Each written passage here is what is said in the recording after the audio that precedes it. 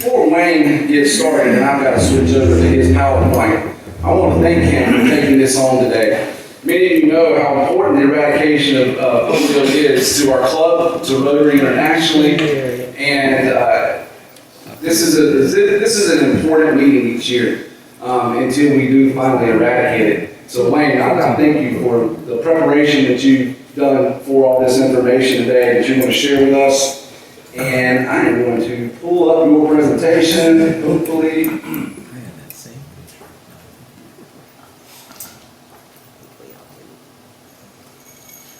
Good. Take it away. Thanks, Wayne. Thank you. Y'all welcome Wayne up. Wayne.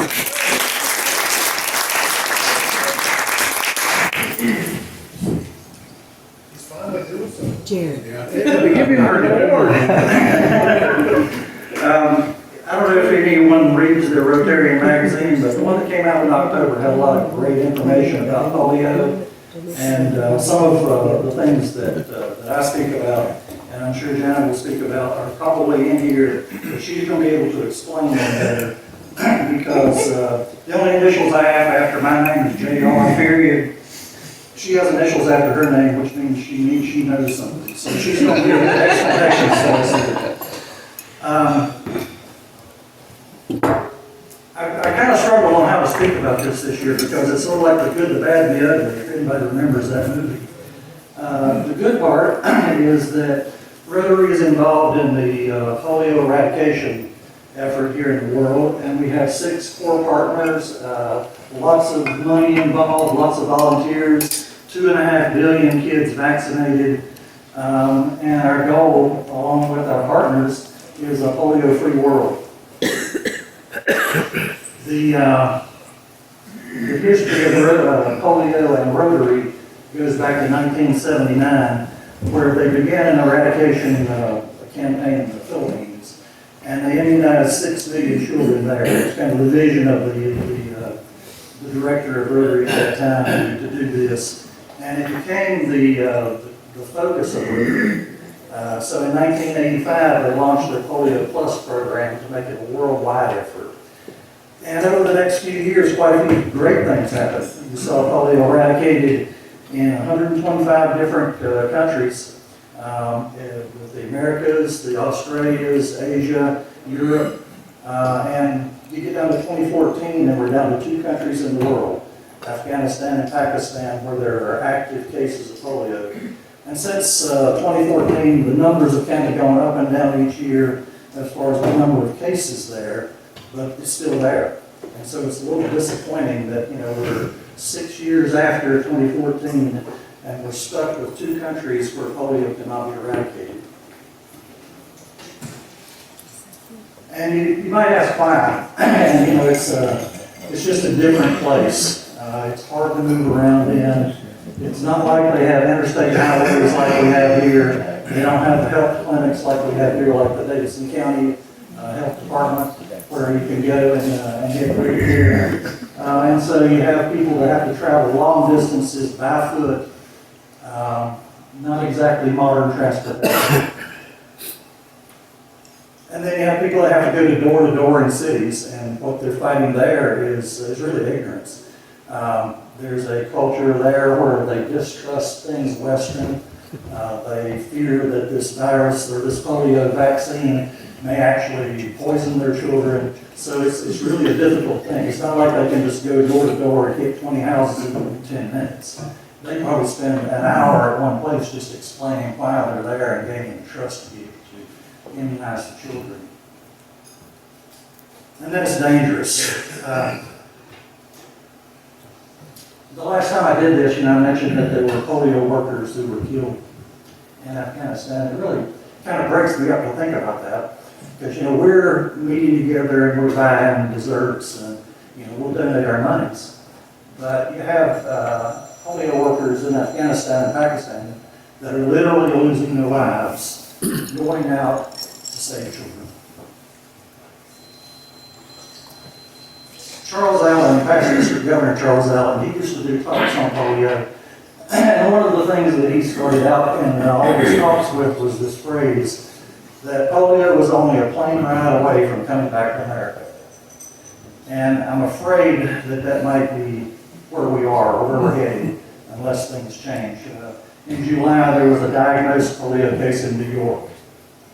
And I haven't seen a lot of news about it since. Hopefully, Jana can give us more information.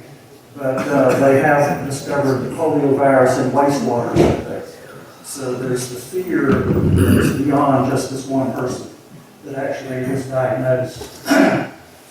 And then they have the same thing where they're discovering the polio virus in wastewater in London, in Israel, and Malawi. So there is a fear that polio is not eradicated, that it is on the comeback. And that's really scary. And it's also very discouraging. I don't know what you think about that. When I actually saw this quote several years back, and I grew up fearing nuclear attack, and it became kind of crazy that instead of nuclear attack that destroys America and the world, it will be bugs, the microbes. But I don't believe it. I think, that we will conquer polio. I was watching a little documentary thing this past weekend, and it was on feats of human endurance. And one of the things that one of the little segments was on a foot race through the Sahara Desert. And you have to carry everything that you need, your water and your food, on your back. Not like you have a support team. And I'm watching this, and they said that roughly 1,000 people enter every year, and less than 40 complete the race. Most of them drop out in the last quarter of the race. So, where are we as far as this race to get rid of polio? We're probably in the last quarter. And so, how do we keep going? How do we find the endurance to finish this thing? Because it seems like after years of progress, we're maybe further from the finish line than we were when we talked about this a year ago. Because a year ago, we didn't have polio back in the United States.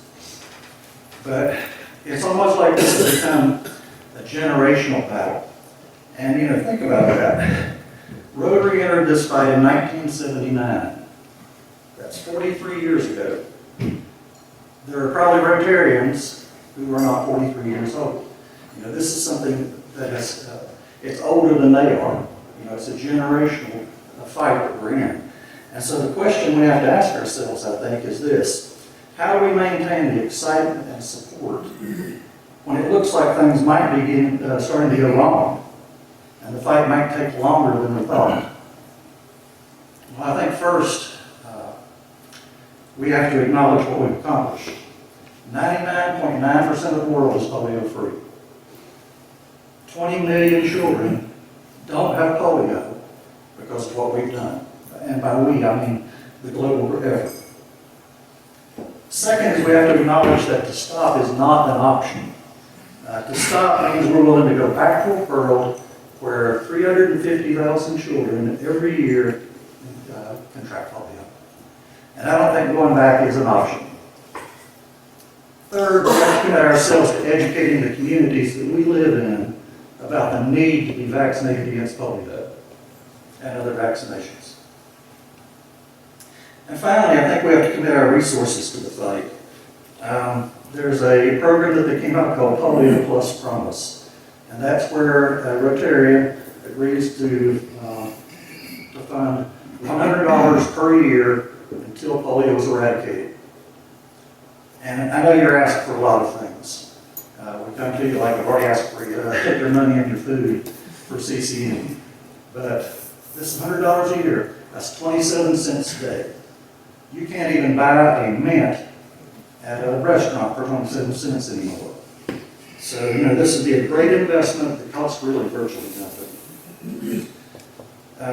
And we have great partners in this. The Gates Foundation just pledged an additional $1.2 billion this year to the effort.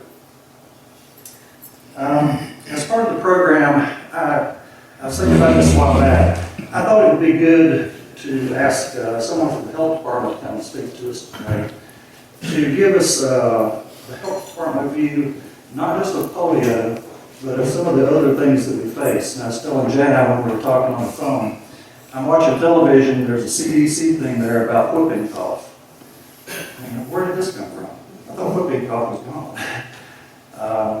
And, you know, they mentioned in one of the other slides where the New York County there had to switch from fighting measles, a measles outbreak, to switching against polio. And so, you know, why are we facing all these diseases that I thought were pretty much going on? And so I asked Jana Walker, if you come up. I also want to give a plug here about the health department. I had never been there in my life until COVID came around. And my wife and I, we've had all four of our shots there at the health department. Great people, great service. I encourage everybody to be involved in the health department for your health needs. I mean, they're just excellent people. Go get the fifth one. And last week.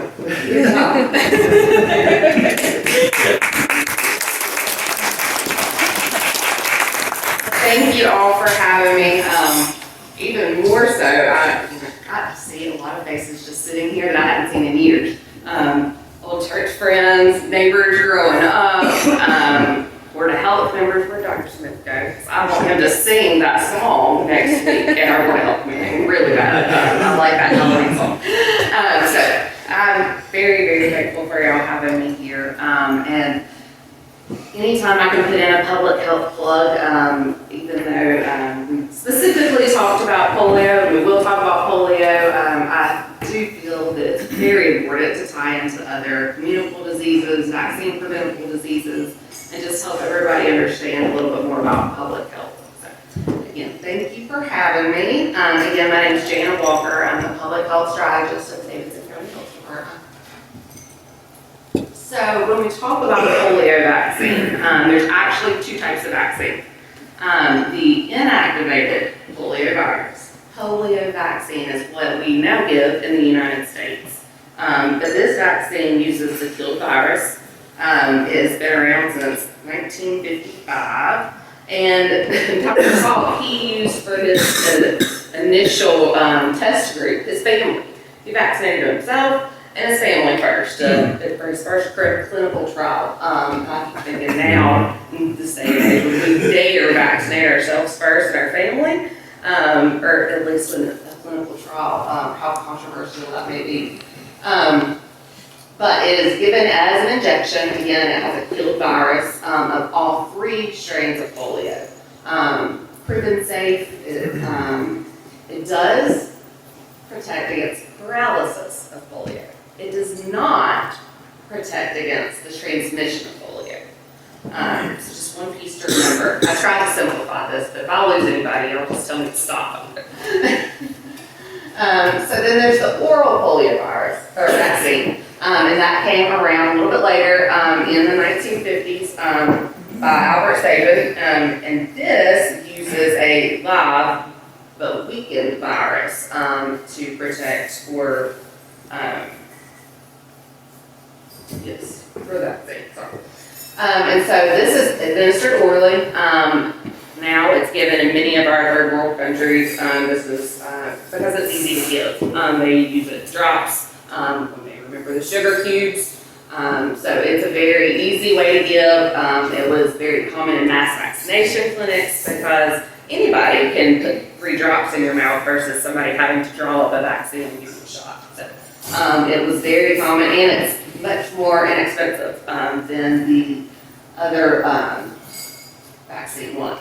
But very effective at triggering an immune response. And so Dr. Sabin also used his family as his guinea pigs for the trials. And then it went on to do a larger clinical trial. And then in 1960, this oral polio vaccine was licensed and approved against one type of polio virus. And then went on to actually be a trivalent polio vaccine. So I'll try and get into that a little bit more, or we'll come back to that. So in the United States, Many people may remember the iron lungs. Also, I just had to pull this picture from the CDC, or this little paragraph, because it talks about the public health mitigation measures that were in place with travel and commerce being restricted by public health officials imposing quarantines to separate people who may have been exposed from those who weren't, to see if they would become ill. And so all things that we've all become very familiar with in the last 3 years, but they're not new practices by any means. These are efforts that public health has used for years, decades. So the polio around the globe. So now I'm going to try and tie all these little things together that I've talked about. So once the oral polio vaccine was released, it really was able to get across the globe and start, taking down cases of polio, new cases of polio. And so we have I'm going to call them IPV and OPV, inactivated and oral. So the inactivated was here in the U.S. Those that were vaccinated, they were protected from paralysis. It didn't stop transmission of the virus. The oral OPV, it interrupts the chain of transmission and will stop the virus from spreading. And so that's really what the ticket to eradication became. And so we get to 1988, polio is endemic in 125 countries globally. And this is where the launch of the Global Polio Eradication Initiative began. And so the last case of reported wild polio in the Americas was in 1991. And the Americas became certified as polio-free in 1994. So hold on to this thought too. So we're going to talk about vaccine-derived polioviruses. And so what is this essentially? So in a population that may be under-immunized, or people with a weakened or compromised immune systems, those folks are going to be more susceptible to these vaccine-derived polioviruses. And so essentially it is from somebody who may have had the oral poliovirus, and then as that virus sheds and mutates in their intestine, then it can spread. So that's a whole lot to pack into a little simple piece. But essentially what we're looking at now is, besides Pakistan and Afghanistan, we have wild polio. Everywhere else, these cases that we're now looking at are vaccine-derived polioviruses.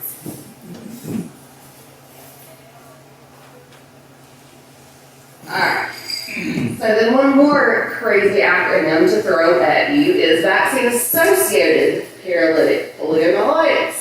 And so that is your adverse reaction. Everything we take, everything we put in our body, our Tylenol, our Diet Coke, our sweet tea, everything should come with a warning label on it, because you could have some sort of adverse reaction to it, whether it be heartburn or paralysis. So this is the very rare side effects for some folks who would take the oral polio vaccine. And these are very, very, very rare. And so that is another piece of it here. I'm going to tie it all together, I promise. Alright. So let's look at the oral polio vaccines a little bit closer now. So with polio, we learned that there are 3 strains of it. There's 3 different types. And so when the oral polio vaccine first was developed, it was just a monovalent, so it just treated type 1. Then shortly after, they were able to release or license a trivalent, which would target all 3 strains of the polio virus. And then in 2016, everybody said, stop, no more of that. We can't do the trivalent anymore, because type 2 of the poliovirus strain had been eliminated. And so by giving the trivalent, you were putting that type 2 back in, and then if somebody were to if that virus were to shed, then it could spread and it could mutate and it could become another problem. I hope I'm explaining this well. This is a pretty elaborate thing to try and break down a little bit. So now, in most countries, not the United States, they are using the bivalent, and so that's the oral vaccine of choice.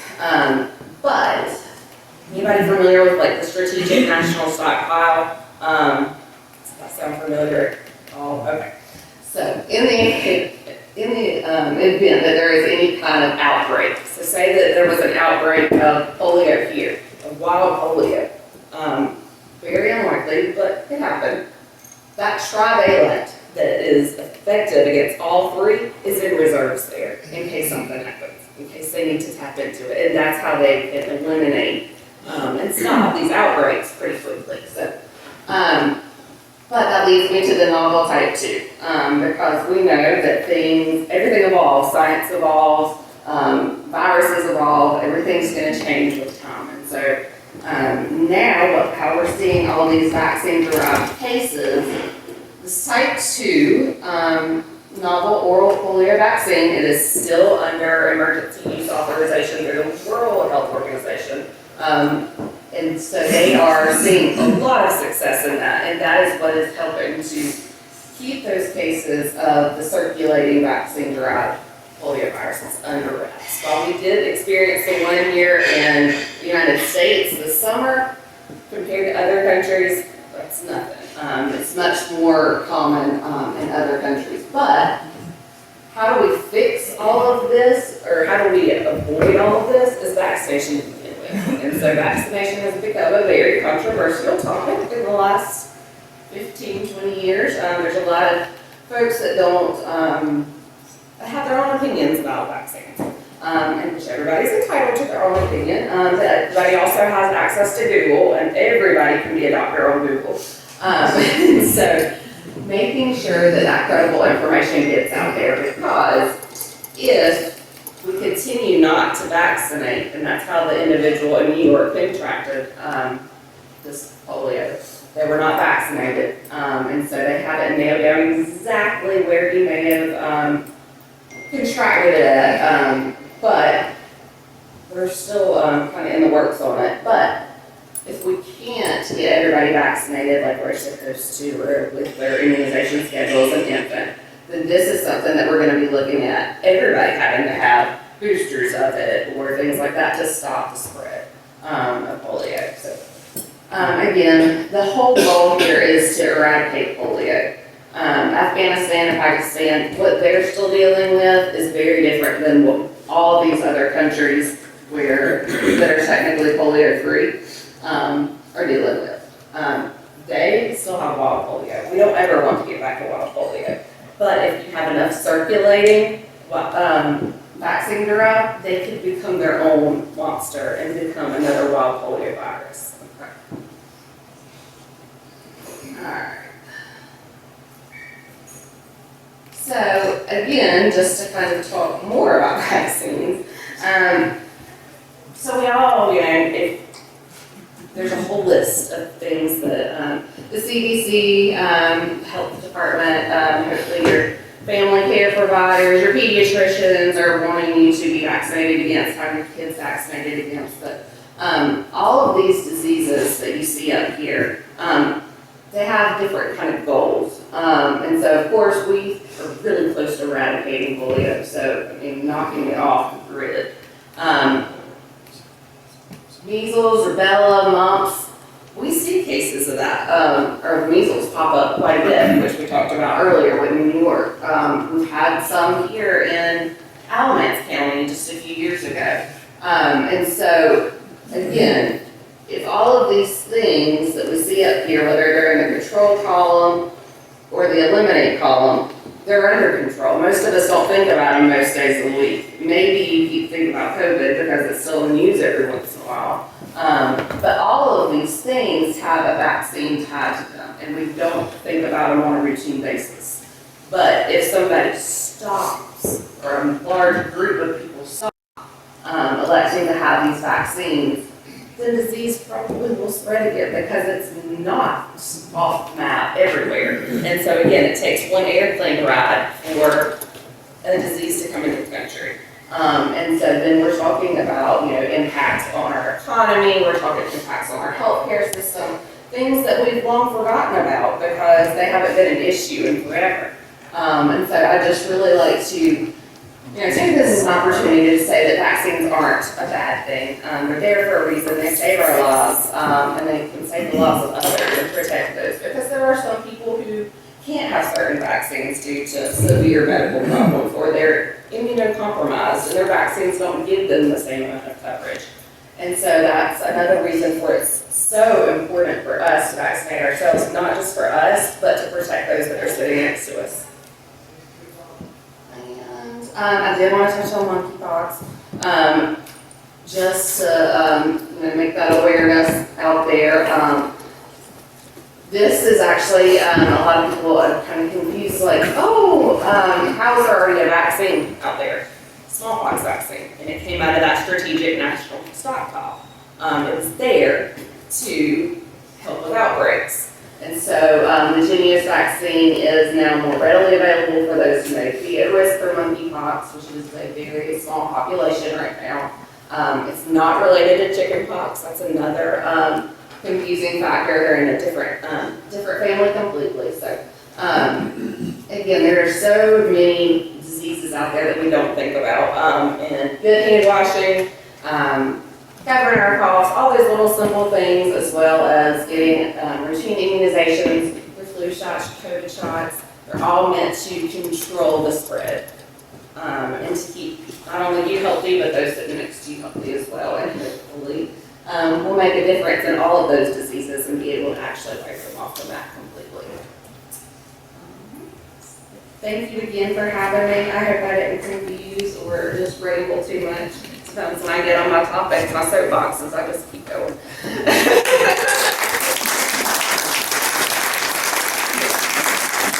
Before Jana steps away, do y'all have any questions about anything? I mean, what I had was I've heard that if you've been immunized against smallpox, you're protected against monkeypox. Is that true or false or don't know? Or I would have to double check the research. Again, this is, while we have had 2 cases in Davidson County, it is not a great concern to our area right now, but it could be eventually. But yes, the smallpox, you would have that protection. So they're still looking at, there may be more research now about the lifetime of how long that vaccine's good for, because a lot of people didn't get boosters of smallpox. So again, it's just there to kind of now for an outbreak treatment. So. The polio vaccine, how long does that last? Is that a lifetime vaccination? There is now, well, it should be. Now with the circulating vaccine derived, now that the virus has got so much of a chance to mutate, and we've got these pockets of individuals that are non-vaccinated, if another wild polio virus were to occur that had a different genetic makeup, then there could be a need for another polio vaccine. And so they are, like I said, the novel poliovirus vaccine, it goes after type 2, sorry, is supposed to help with those pop-up, genetically mutated strains of the virus. But hopefully it's something that we won't have to worry about, but the science is ahead of it. In other countries, they're going to have more. And so there is plans in place in the eradication plan to eliminate, or eventually will eliminate the oral vaccine and all go to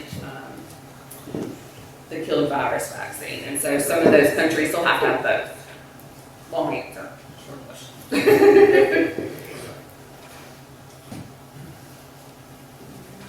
Nothing else? All right, thank you guys. Thank you again, Jana. I know that's some complicated stuff you got to boil down.